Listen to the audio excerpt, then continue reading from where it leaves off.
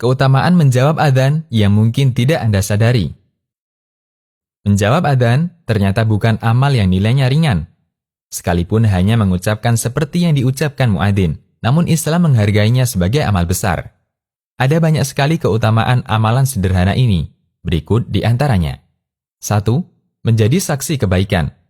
Nabi SAW bersabda, yang artinya, tidaklah suara adzan yang keras dari yang mengumandangkan adzan didengar oleh jin, manusia, segala sesuatu yang mendengarnya, melainkan itu semua akan menjadi saksi pada hari kiamat. Hadis riwayat Bukhari.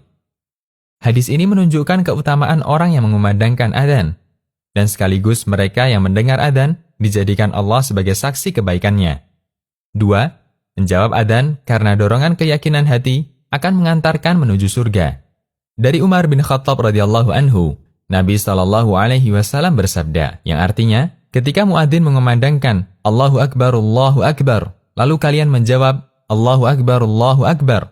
Kemudian muadzin itu mengumandangkan Asyhadu an la ilaha illallah. Lalu kalian menjawab Asyhadu an la ilaha illallah. Dan seterusnya hingga akhir adzan, siapa yang mengucapkan itu dari dalam hatinya, maka akan masuk surga.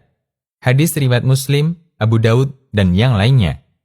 3. Dengan menjawab adzan, Allah akan mengampuni dosa kita.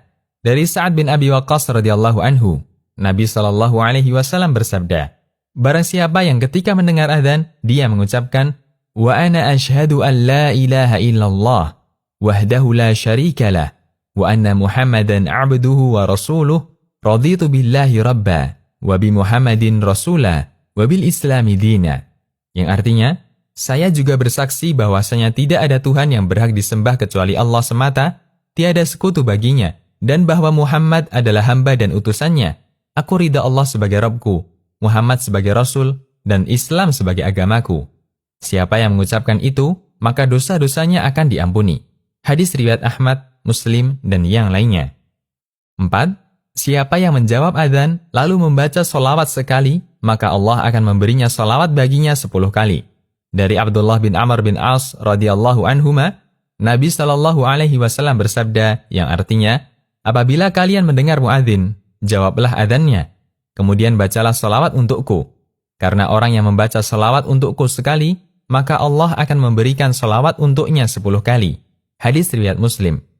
Menurut Abu Aliyah, salah seorang ulama tabi'in, bahwa makna dari sholawat Allah kepada makhluknya adalah pujian Allah untuk makhluk tersebut di hadapan para malaikatnya.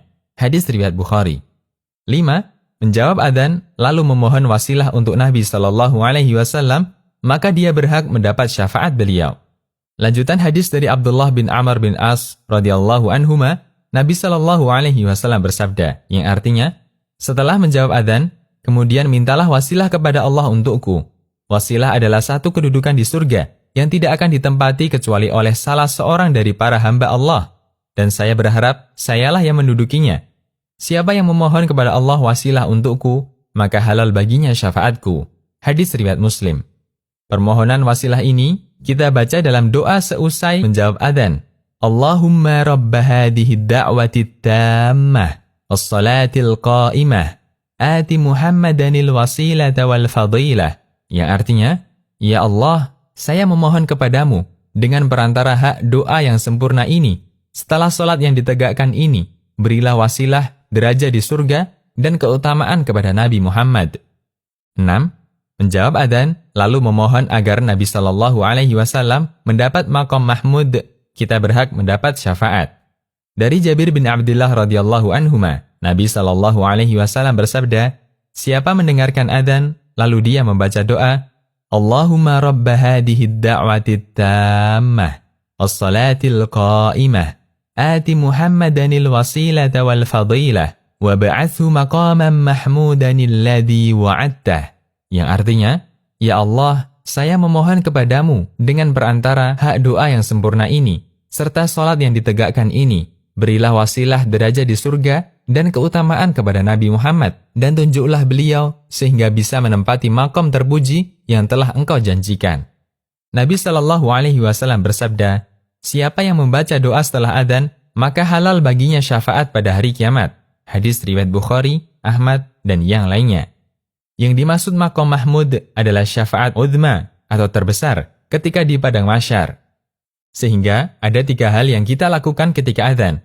Pertama, menjawab adzan dengan mengikuti seperti ucapan muadzin. Kedua, membaca sholawat setelah menjawab adzan. Ketiga, membaca doa setelah adzan. 7.